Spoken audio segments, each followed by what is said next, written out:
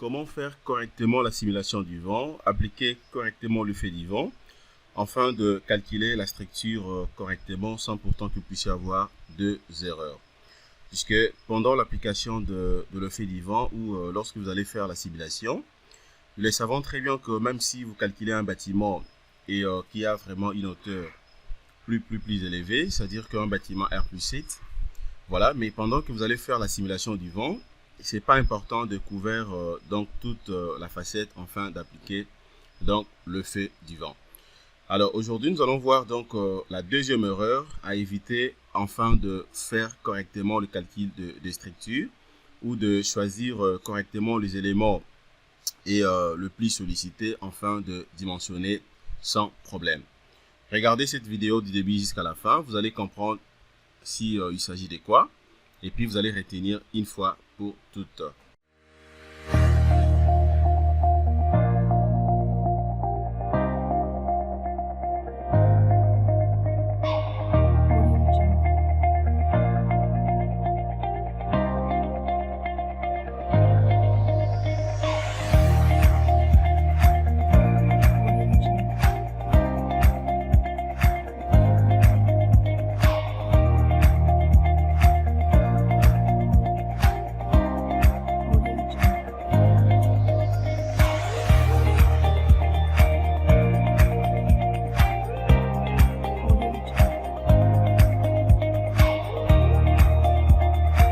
Salut tout le monde, bienvenue sur Jinkonga Tutoriel, une chaîne de référence pour une solution fiable à tous vos problèmes liés dans le domaine du génie civil.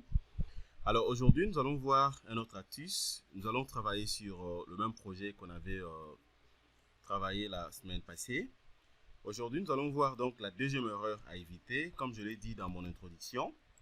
Comment est-ce que vous serez à mesure de bien appliquer l'effet du vent ou faire correctement la simulation du vent, afin d'éviter qu'il y ait énormément d'erreurs pendant la combinaison, mais aussi lorsque vous allez dimensionner votre projet.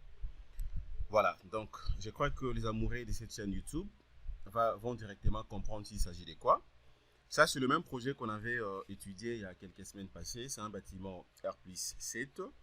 C'est les projets de notre confrère ingénieur. Je vous avais montré la semaine passée comment est-ce que vous pouvez porter des corrections afin d'avoir des bonnes sections et de la semelle isolée. Ok, puisque on avait compris que l'ingénieur, après avoir modélisé ces bâtiments, chargés ainsi que combinés, il avait oublié en fait de générer le poids propre de la structure. Voilà, comme vous le savez très bien, lorsque vous insérez donc les différents cas de charge, le premier cas de charge que vous allez définir, Robot prend directement le poids propre en considération. Mais par contre, si cela n'a pas été fait, lorsque vous allez faire la combinaison, ainsi que lancer les calculs pour vérifier les éléments les plus sollicités, vous aurez des soucis puisque, surtout à ce qui concerne la semelle déjà, comme le cas qu'on avait vu la semaine passée. Et donc, c'est-à-dire que la semelle que vous allez trouver comme semelle la plus sollicitée, ça sera exactement une semelle la plus sollicitée, mais sans pourtant tenir compte de poids propre, puisque le poids propre n'a pas été généré. Alors, l'inconvénient est que lorsque vous allez maintenant calculer cette semelle isolée, vous n'aurez pas donc la bonne section. Donc, la section que vous allez trouver, ça sera donc une section minimale qui n'est pas du tout exacte, puisque comprenez que à travers ces bâtiments, ça c'est un projet R+7. Voilà, regardez tout simplement l'immensité de ces projets. Alors, il faudrait que pour bien calculer donc ces structures, vous êtes obligé de tenir également compte de poids propres. Mais si par contre le poids propre n'a pas été donc considéré déjà en amont, eh bien, il faudrait que vous puissiez comprendre que vous allez perdre donc une charge très importante qui va donc influencer, voire même le dimensionnement de la semelle isolée. C'est ce qu'on avait vu donc la semaine passée. Je vous avais montré comment est-ce qu'on peut porter la correction. Et puis, on avait donc repris, je crois bien, donc la combinaison des charges jusqu'à tel point que vous allez chercher maintenant la semelle la plus sollicitée et vous passez directement donc au dimensionnement. Voilà, mais aujourd'hui, nous allons voir donc la deuxième erreur à éviter. Voilà, regardez, il s'agit de quoi? Nous le savons très bien que pour appliquer le fait du vent, il y a plusieurs donc, méthodes. Généralement, on utilise deux grandes méthodes. Vous pouvez donc appliquer le fait du vent normalement, comme on le fait, Deuxièmement, en faisant tout simplement la simulation du vent. OK? En faisant donc la simulation du vent. Alors déjà, ce qu'il faut comprendre au moins, lorsque vous allez faire la simulation du vent, il y a donc quelques principes que vous êtes obligés donc de respecter. Ce n'est pas question de venir tout simplement, vous cherchez, je ne sais pas, la facette selon vous, la plus exposée, vous mettez vos bardages et après vous allez appliquer directement les charges, vous allez appliquer directement le fait du vent. Ce n'est pas comme ça qu'il faut faire. OK? Alors je crois que prochainement, je pourrai également faire une vidéo qui va donc expliciter tout ça. Je vais vous expliquer comment pouvez-vous donc chercher, trouver directement la zone ou la facette la plus exposée à ce qui concerne donc le fait du vent, en faisant bien sûr la simulation. OK? Et puis entre les quatre facettes en fait, est-ce qu'il faudrait que vous puissiez donc fermer toutes les facettes pour appliquer le fait du vent? Ou bien il faudrait que vous puissiez fermer seulement une seule facette, deux facettes ou trois? Et quelle est la facette qui reçoive donc la plus grande sollicitation en ce qui concerne l'effet du vent? Nous allons voir ça prochainement. Alors pour aujourd'hui, nous allons voir également la deuxième erreur que l'ingénieur avait commise. Regardez comment est-ce qu'il avait donc appliqué donc, le fait du vent, bien sûr par la méthode des simulations. Regardez. Déjà, je ne sais pas si vous êtes ensemble avec moi. Moi, je vois déjà l'erreur. Si vous également, vous êtes à mesure de voir cette erreur, je vous prierai justement de m'écrire donc à travers peut-être les commentaires. Comme ça, nous allons parler le même langage. Voilà. Alors, regardez maintenant ici. Vous voyez déjà l'erreur? L'erreur, c'est à ce niveau ici. Déjà, c'est qu'il faut comprendre que lorsque l'ingénieur avait donc appliqué le fait du vent, bien sûr par la méthode de simulation, en faisant la simulation ici, vous allez voir que regardez comment il avait couvert donc cette facette. OK? Il a couvert cette facette donc, dans son entièreté. Ce qui n'est pas du tout normal. Déjà, il y a une erreur ici. Pourquoi il y a une erreur? Regardez seulement, vous allez voir. Déjà ici, ça c'est un bâtiment R+7. C'est-à-dire que la partie que vous voyez ici, c'est ancré dans le sous-sol. OK? Ça, ce sont donc les socles. C'est ancré dans le sous-sol. C'est pour dire quoi? S'il faut appliquer le fait du vent, même par la méthode de simulation, donc je ne suis pas obligé de mettre le bardage jusqu'à ce niveau. Je ne peux pas appliquer le fait du vent jusqu'à ce niveau. OK? Donc je pouvais faire seulement la simulation jusqu'ici, mais tout en laissant la partie qui est ancrée dans le sous-sol libre. Puisque comprenez que ici, généralement, quand le vent souffle même dans cette direction, vous allez voir que ici, en réalité, je n'aurai pas donc la force du vent. OK? Mais ce que je peux avoir ici, ça sera tout simplement donc la poussée des terres. Ça sera la poussée des terres. Pourquoi? Puisque ça, c'est la partie qui est donc dans le sous-sol. Ça sera donc la poussée des terres. Ça, c'est la deuxième erreur que l'ingénieur avait commise. C'est l'erreur donc à éviter. OK? Puisque si par contre que vous appliquez donc l'effet du vent comme ça, bien sûr par la méthode de simulation, c'est-à-dire que vous considérez que le vent souffle même dans le sous-sol, ce qui n'est pas du tout normal. Ce qui n'est pas du tout normal, puisque le seuil par rapport donc à la modélisation, c'est tout simplement au niveau de l'engrais. Donc c'est à ce niveau ici. Puisque tout ça c'est dans le sous-sol. Il fallait que l'ingénieur devrait normalement appliquer la poussée de terre ici, et non le fait du vent. OK? Donc ça c'est une erreur. Alors nous allons corriger ça ensemble avec vous pour éviter que prochainement que vous puissiez également commettre de mêmes erreurs. Et puis de deux. Deuxièmement, on ne peut pas appliquer donc le fait du vent comme ça. C'est-à-dire que je ne suis pas obligé de considérer directement cette facette que c'est la facette la plus exposée. OK? Puisque généralement, ce qu'on fait, c'est quoi? Supposons que vous calculez un bâtiment et déjà, bien sûr, je peux prendre le même projet, un bâtiment R+7, mais dans sa section, ou bien sa forme. En fait, j'ai une forme rectangulaire. OK? Vous avez donc... la grande portée, ça fait peut-être, je prends un exemple, 15 mètres plutôt. Et la petite portée, ça fait 5 mètres. Alors déjà, rien que par rapport à la section de ces bâtiments, je comprends directement que si j'applique le fait du vent, suivant cette direction, la petite portée qui est bien sûr de 5 mètres, c'est-à-dire que le bâtiment n'aura pas vraiment tendance de basculer vers de l'autre côté. Pourquoi? Puisque vous allez voir que l'inertie du bâtiment dans la petite portée donc est renforcée. C'est bien assuré. OK? Alors déjà, je peux directement comprendre que cette facette ne sera pas la facette la plus exposée. Ça ne sera pas la facette la plus exposée. Pourquoi? Puisque l'inertie des bâtiments est déjà renforcée. Rien que par rapport à la forme du bâtiment.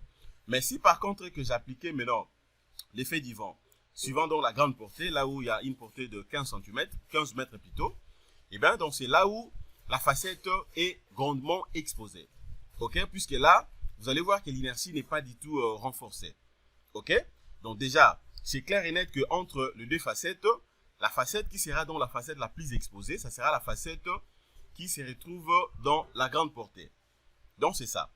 Alors c'est comme je l'ai dit là, donc prochainement, je pourrai donc faire une formation complète afin que vous puissiez comprendre comment appliquer le fait du vent dans un bâtiment. Et puis comment donc directement vous serez à mesure de détecter la facette la plus exposée afin de faire la combinaison.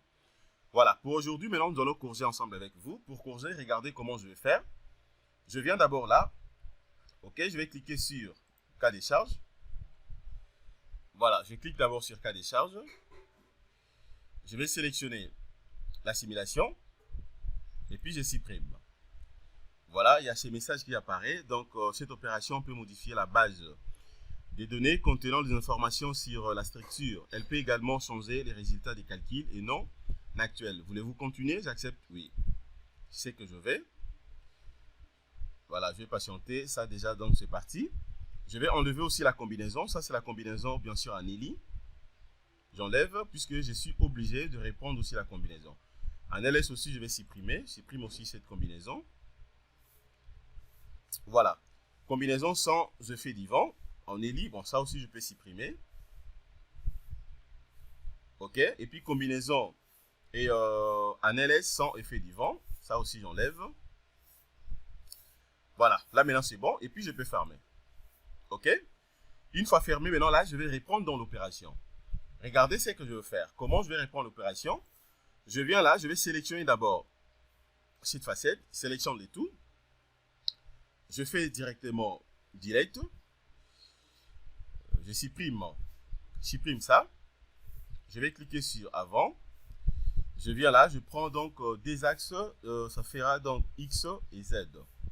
Je vais monter, je prends X, Z. Ok, c'est bon.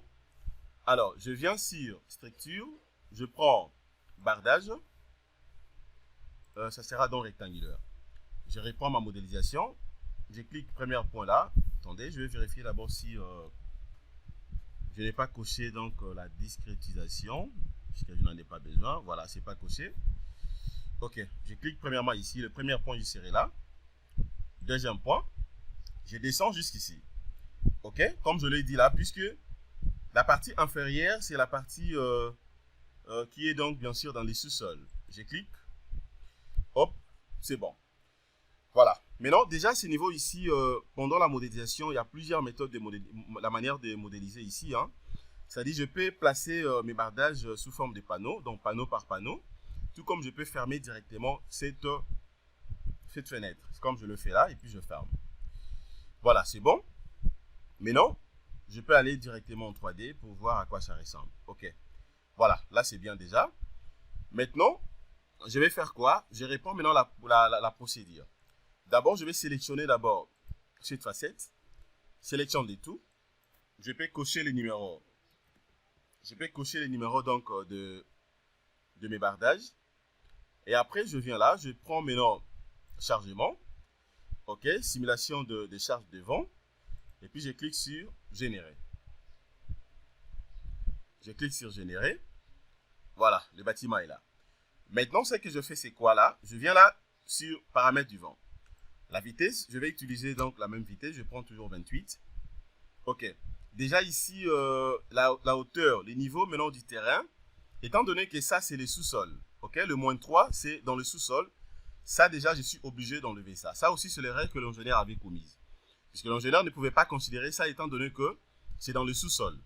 OK. Mais moi, le seuil, donc de départ, de le fait du vent, en faisant bien sûr la simulation, ça va aller donc d'ici jusque de l'autre côté.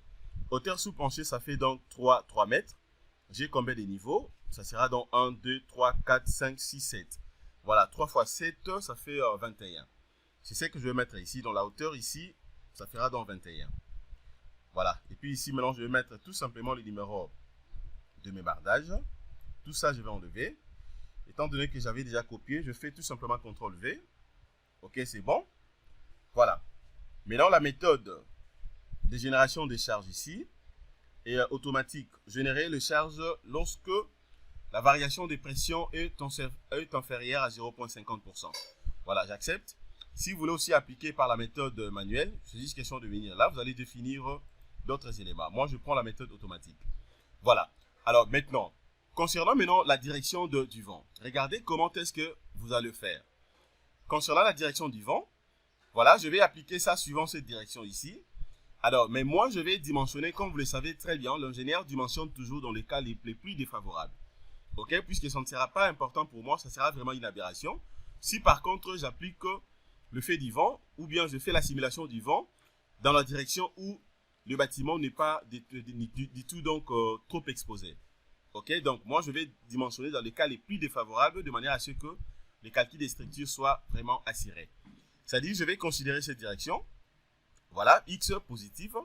Je prends X positif et Y négative. Ok, donc ça va prendre moitié-moitié. Je prends Y positif et X positif, moitié-moitié également. Donc, suivant ces trois directions. Maintenant, ce que je vais faire, c'est quoi? Une fois que je vais faire la simulation du vent, et après, maintenant, je vais comparer, donc, les trois directions. La direction qui va me donner, la direction la plus défavorable, c'est celle que je vais considérer pour faire la combinaison, et puis je vais lancer directement les calculs. Ok? Alors, je vais maintenant générer ici, je viens là pour démarrer, je démarre, et puis je vais patienter. Voilà, donc ça commence, et moi je patiente. Voilà, je vais patienter. Voilà, regardez comment ça évolue.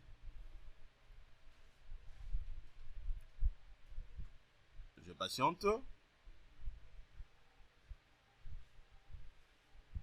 Première simulation, c'est X suivant la direction X positive. Moi, je vais patienter, je vais voir à quoi ça ressemble. Dans ce sens, c'est genre d'erreur que vous serez, donc il faudrait que vous puissiez vraiment éviter, puisque les calculs des structures, c'est un cours très vaste. C'est un cours aussi de précision. Alors, pour bien utiliser le logiciel Robot Structural Analysis professionnel, il faudrait vraiment que vous puissiez d'abord maîtriser les cours des calculs des structures. Dès que si vous êtes déjà fort en calcul des structures à la main, eh ben, il faudrait que vous puissiez déjà mettre en tête que le logiciel Robot Structural Analysis, donc, vous sera vraiment d'une grande utilité. Voilà, je vais patienter. Ok, regardez déjà comment est-ce que la facette change. Hein? Simulation suivant la direction de X, c'est bon. Et X positif, déjà c'est bon, ça continue. Voilà. Voilà, pour tous ces ou toutes les personnes qui veulent suivre la formation, contactez-nous inbox. Voilà, vous avez donc nos coordonnées, les numéros WhatsApp et un numéro donc des contacts. Et aussi notre adresse email. Contactez-nous. Alors nous allons nous fixer enfin que vous puissiez suivre la formation sans problème et puis devenir un expert dans les calculs des structures à travers le logiciel. Voilà, donc c'est bon. Ok, regardez ici déjà, donc ça a généré 3 cas. Je clique sur OK. Alors, je peux fermer également ça, je ferme. Ok. Voilà. Maintenant, avant de faire la combinaison, regardez comment je vais analyser d'abord les 3 directions que moi j'ai insérées. Je viens là, je clique, je prends d'abord la simulation suivant cette direction. Je vais voir à quoi ça ressemble. Regardez ici. Ok. Déjà, je vois la pression, ça fait la pression max ici, ça fait 0,53, 0,45, ainsi de suite. Alors, je me dis déjà que c'est un peu minimal. Ok, c'est pas vraiment donc trop fort. Ok. Alors, maintenant, regardez maintenant ce que je veux faire. Cette direction, je peux d'abord laisser ça. Je clique de l'autre côté, je prends ça. Voilà. Là aussi, ça fait 0,53. Mais, eh bien, suivant cette direction. Ok, c'est ce que moi, je voulais avoir. Là, c'est bien. Ok, donc là, maintenant, la façade est beaucoup plus exposée. Donc, je vais travailler avec ça. Ça me va droit au cœur. Alors, je vais cliquer de l'autre côté pour voir aussi, suivant l'autre direction. Voilà. Alors, déjà, je vais considérer ça. Ok, donc je retiens seulement les numéros, c'est les numéros 17. Donc, je vais faire maintenant ma combinaison en fonction de ça. Ok? Alors, regardez maintenant comment je vais combiner. ça dépend de moi. Alors, les deux éléments que vous voyez ici, les deux chargements, donc c'est 16 et 17, je peux même le supprimer à partir d'ici. OK? Je peux même supprimer ça à partir des cas de charge. Je viens là, je peux prendre ça et puis je supprime. Tout comme je peux laisser. Mais je m'en vais maintenant combiner. Je clique, je prends combinaison, chargement. Combinaison automatique. Voilà, pour la combinaison automatique ici, je laisse ça comme ça, c'est bon. Et bon, je clique, je prends chargement également. Maintenant, je vais prendre la combinaison manuelle. Combinaison manuelle. La première combinaison, ça sera donc en ELI, comme je l'avais dit. Je prends d'abord l'ELI. Je clique sur OK. Voilà, j'envoie les tout. OK. Alors, je prends maintenant la combinaison 16-18. Je vais faire retourner les deux, 18 et 16. Voilà. Bien sûr, par rapport à la simulation du vent, je vais utiliser que la combinaison 17. Et puis j'applique. C'est bon. Déjà, regardez les coefficients ici.